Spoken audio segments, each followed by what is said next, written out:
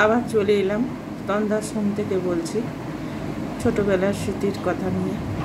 তো একটা ছোটোবেলার কথা মনে পড়ে গেল। তো সকাল আমরা স্কুল যেতাম, এইবার ছেলে মেয়ে তখন তো একসাথে, আলাদা বলে কিছু ছিল না। এখন অবশ্য প্রাইমারিটা একসাথেই হয়।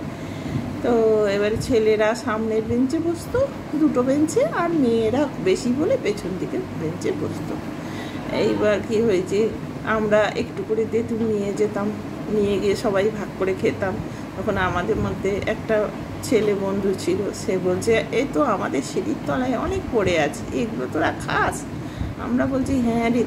বলছে তাহলে আপনি নিয়ে আসবো। বলে যথারীতি পরের দিন একটা ক্রিকেট বলের মতো গোল করে আর খবরের কাগজ মুড়ে নিয়ে এসেছে। এইবার যেহেতু সামনের বেঞ্চে বসেছে, বইয়ের পাশে ওটা রেখে দিয়েছে। এবার আমাদের বড় দিদিমণি অঙ্কের ক্লাস করতে এসেছে, আর বড় দিদিমণি খুব পড়া ছিল। এইবার তখন ক্লাস করতে করতে বলছে কি যে এটা কি? তখন ওরা তো বলে দিয়েছে এটা তেঁতুল। তখন দিদিমণি খুলে দেখে বলছে কি হবে এটা? তখন বলছে ওই আমরা সবাই মিলে খাবো। তখন বলছে হ্যাঁ তোমরা এই সকালবেলা এই তেঁতুলগুলো খাবে? বলে তো নিয়েছে, নিয়ে আসি আলমারি থাকে না, বইপত্র থাকে, সেখানে ঢুকিয়ে দিয়েছে। এইবার আমরা ভাবছি টিফিনের সময় হয়তো আমাদের দেবে একটু।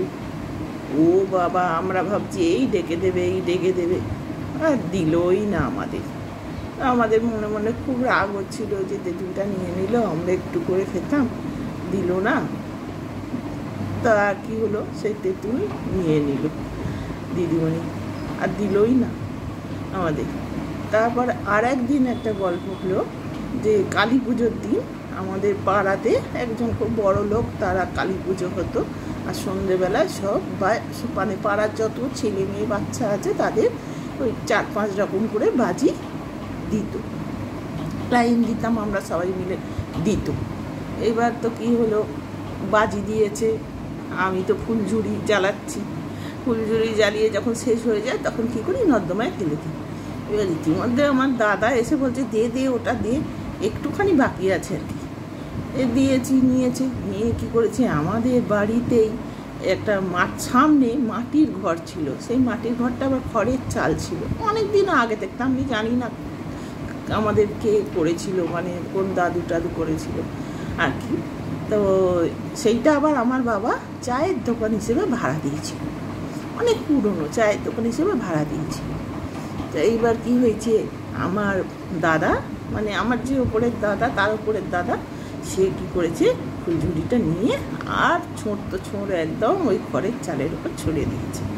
এইবার আমরা তো বাড়ি চলে গেছি, তারপর রাস্তায় বাজি পাঠিয়েছি, এবার বাড়ি চলে গেছি। অনেকক্ষণ বাদে ওটা ঘুমিয়ে আগুনে পরিণত হয়ে গেছে। এইবার রাস্তার লোক তো কিছুক্ষণ বাদে বলছে আগুন করে চিৎকার করছে। আমরা তো রাস্তায় বেরিয়ে দেখি খড়ের চালে আগুন ধরে গেছে, ধাউ করে আগুন চলছে। আর এবার জানি তো শুধু আমি আর আমার দাদা, আর তো কেউ জানে না। আর আমার দাদা ভাবছে আমি তো ছোটো, যদি বলে ফেলি। আমার দাদা আস্তে আস্তে পাশে এসে বলছে কাউকে বলবি না। হ্যাঁ, না আমি তো যথেষ্ট বুদ্ধি হয়েছে, আমি কেন বলতে যাব। তারপরে দেখি লোকে সবাই, আমাদের পুকুর ছিল বলছে, সেই পুকুর থেকে বালতি করে জল নিয়ে এসে আমার দাদা, বড় দাদারা, বাবারা, হ্যাঁ, তারপর পাড়ার লোক সব জল দিয়ে নেভালো। আর তখন আর কেউ দমকলকে খবর দেওয়াকে কিছু অত ছিল না। হ্যাঁ, সেই মনে আছে আমার, মানে অন্যায় আমি করিনি, কিন্তু আমার দাদা করেছিল অন্যায়। আর সেইটা যদি বলে দিই তখন তো ওরা যে ভাড়া দেওয়া আছে তারা তো ধরবে। তখন আমরা সেই চুপ করে গেলাম, কাউকে কোনো দিনের জন্য বলিনি, এমনকি মা বাবাকে পর্যন্ত বলিনি এই ঘটনা। তাহলে তো বকবে, আমাকেও বকবে, দাদাকেও বকবে, এইরকম। তা এই হলো দুটো ঘটনা। হ্যাঁ, এবার আজকের মতো থাক, আবার কাল গল্প হবে। আর মনে খালি চিন্তা করে বার করছি কোন স্মৃতিগুলো মনে পড়ে দেখি। আজকের মতো এটাই থাক। তারপর তোমাদের যদি ভালো লাগে শেয়ার করো। আর একটা কথা আমার বলা আছে, আমি তো অনেককেই ফ্রেন্ড রিকোয়েস্ট পাঠিয়েছি, তাতে অনেকেই সাড়া দিয়েছে, অনেক লোক সাড়া দিয়েছে, অনেক সবাই সাড়া দিয়েছে। তা আমি তো তাদের আলাদা করে ধন্যবাদ জানাতে পারিনি। তা আমি এখানে লাইভে এসেছি যখন, আমি সবাইকে সকলকে আমার শুভেচ্ছা, ধন্যবাদ সব কিছু জানালাম। হ্যাঁ, ভালো লাগলে তোমরা শেয়ার করো, কমেন্ট করো। আমার ফলোয়ার সত্যিই অনেক বেড়ে গেছে। হ্যাঁ, আমি খুব আনন্দিত। তাই তোমাদের শুভেচ্ছা জানালাম। তো আজ রাখি, তোমরা সবাই ভালো লাগলে শেয়ার, ফলো করো, কমেন্ট করো। শুভরাত্রি, রাখছি।